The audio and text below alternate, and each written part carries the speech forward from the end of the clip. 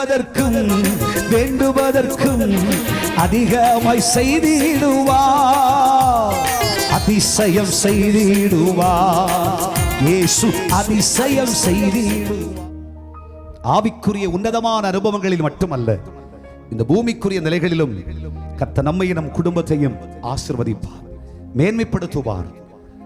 தேவனுடைய பிள்ளைகளை பூமியிலே நன்மைகள் ஒரு பக்கம் பெருக பெருக அதை பார்க்கல 1000 மடங்காய் ஆவிக்குரிய உன்னத நிலைமைகளிலும் கர்த்தருடைய ஆவியானவர் நம்மை சம்பூர்ணம் உள்ளவர்களாய் மாற்றுவார்.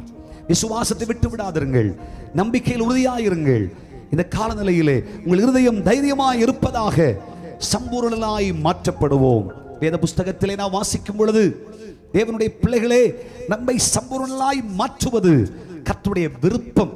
இஸ்ரவேல் ஜனங்களை குறித்து நான் வேத புஸ்தகத்திலே வாசிக்கும் பொழுது ஆதியாகமம் 46ஆம் அதிகாரம் 27ஆம் வசனத்திலே 70 பேராய் புறப்பட்டு போனவர்கள் வேதம் சொல்லுகிறது.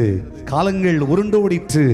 இஸ்ரவேல் ஜனங்கள் வர வர வர விருத்தி அடைந்தார்கள், பெருகினார்கள், எண்ணிக்கை கடங்காதவர்களாய் மாறினார்கள், சம்பூரணர்கள்.